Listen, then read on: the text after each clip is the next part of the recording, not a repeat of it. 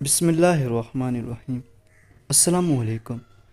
ناقب علی میں علامہ ابن جوزی لکھتے ہیں کہ حضرت عمر فاروق رضی اللہ تعالیٰ عنہ جب خلافت کی مسند پر بیٹھے تو انہوں نے یہ بات کس وقت کہی تھی کہ میں اس مشکل وقت سے اللہ تعالیٰ کی پناہ چاہتا ہوں جس کے حل کرنے کے لیے مولا علی شیر خدا میرے پاس موجود نہ ہوں۔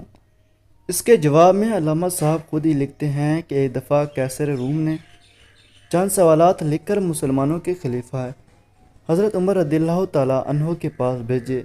سوالات ایسے تھے کہ جس کا جواب روم میں بھی کسی کے پاس نہ تھا۔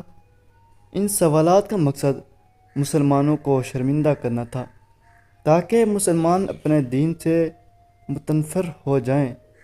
چنانچہ مسجد نبوی میں عظیم صحابیوں کی محفل جمی تھی جس کے قیصر روم کا قاصد آیا اور خط پڑھنا شروع کیا۔ خط کی تحریر کچھ یوں تھی کہ بادشاہ روم نے لکھا ہے کہ یہ خط ہے بادشاہ روم قیصر بنی الصفر کا وقت کے خلیفہ حضرت عمر رضی اللہ تعالیٰ عنہ کی طرف ہیں کہ میں نے جو سوالات لکھے ہیں مجھے اس کے جوابات بتا دیجیے۔ نمبر 1، وہ کون سی چیز ہے جس کو خدا نے تخلیق نہیں کیا؟ نمبر 2، وہ کون سی چیز ہے جو خدا کے علم میں نہیں ہے؟ نمبر 3، وہ کون سی چیز ہے جو اللہ تعالیٰ کے پاس نہیں ہے؟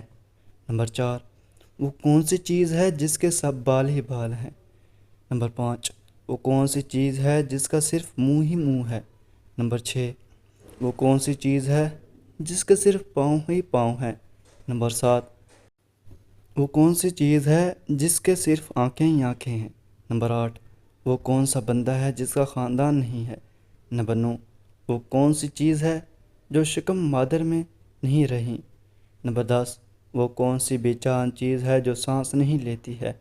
نمبر 11، ناقوس کی آواز کا معنی کیا ہے؟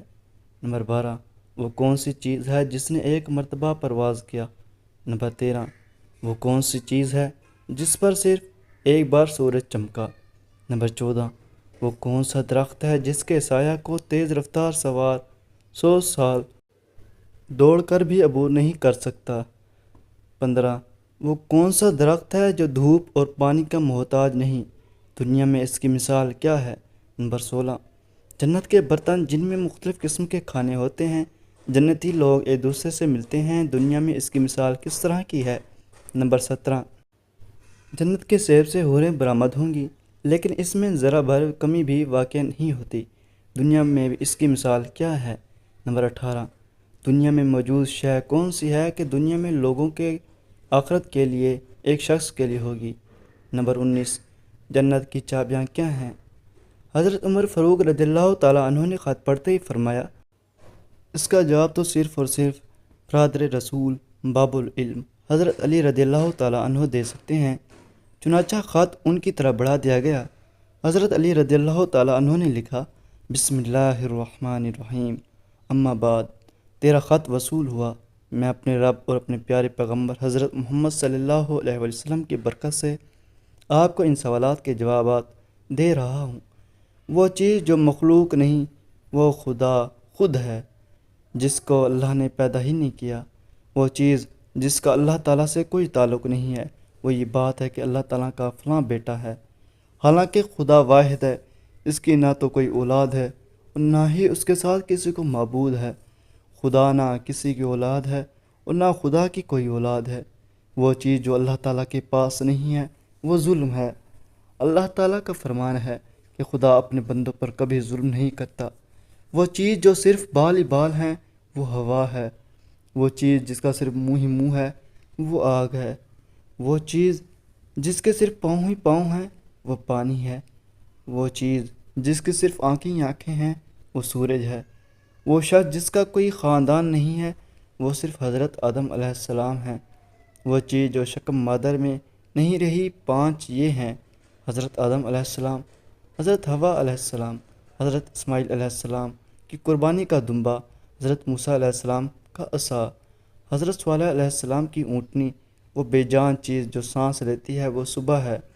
ناقوس کی آواز کے معنی یہ ہیں کہ حق ہے، حق ہے، ٹھہرو ٹھہرو، خدا عادل ہے، وہ سچا ہے، کوہ طور پر وہ پرندہ جس نے ایک مرتبہ پرواز کیا ہے، دریائے نیل کے سرزمین پر سورج ایک بار چمکا۔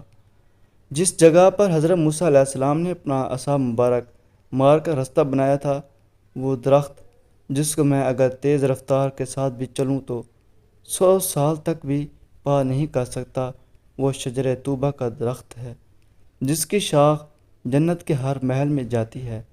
دنیا میں اس کی مثال سورج ہے کہ جس کی گردن ہر گھر میں پہنچتی ہے اور تمام زمین اس کی روشنی سے روشن ہو جاتی ہے۔ وہ درخت جو پانی کے بغیر اگایا تھا، وہ درخت ہے جو حضرت یونس علیہ السلام کے لیے اگایا گیا تھا۔ اللہ تعالیٰ نے ارشاد فرمایا، ہم نے اپنے پیارے حبیب مصطفیٰ صلی اللہ علیہ وسلم کے لیے کدو کی بیل اگائی۔ جنت کے برتن میں بے شمار قسم کے انعامات ہوں گے، وہ ایک دوسرے سے الگ الگ ہوں گے۔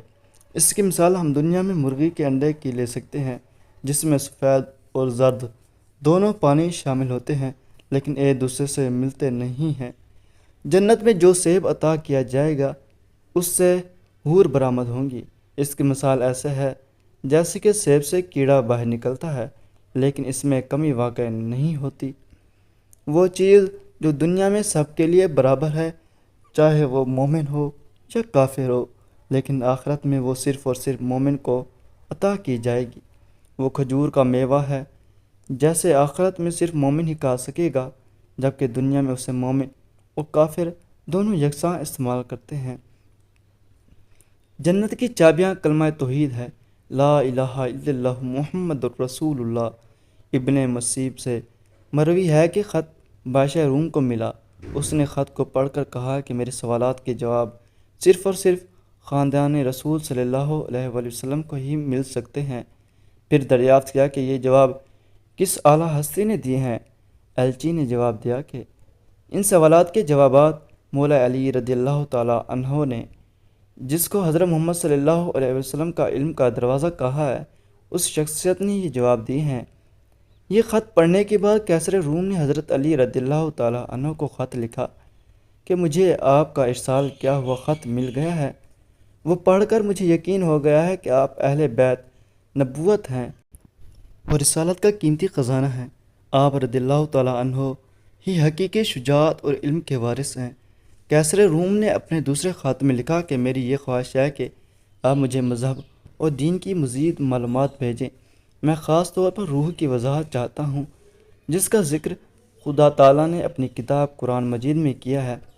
اے نبی، لوگ روح کے بارے میں تجھ سے پوچھتے ہیں تو انہیں بتا دو کہ روح میرے پروردگار کا امر ہے۔ یہ روح کیا چیز ہے؟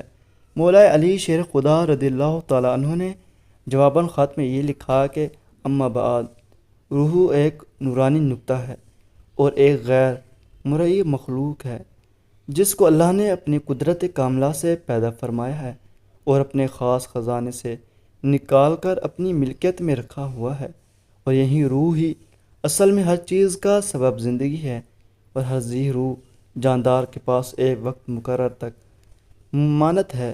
جب اس کی مدت مکمل ہوتی ہے تو خدا اسے واپس اپنے پاس بلا لیتا ہے۔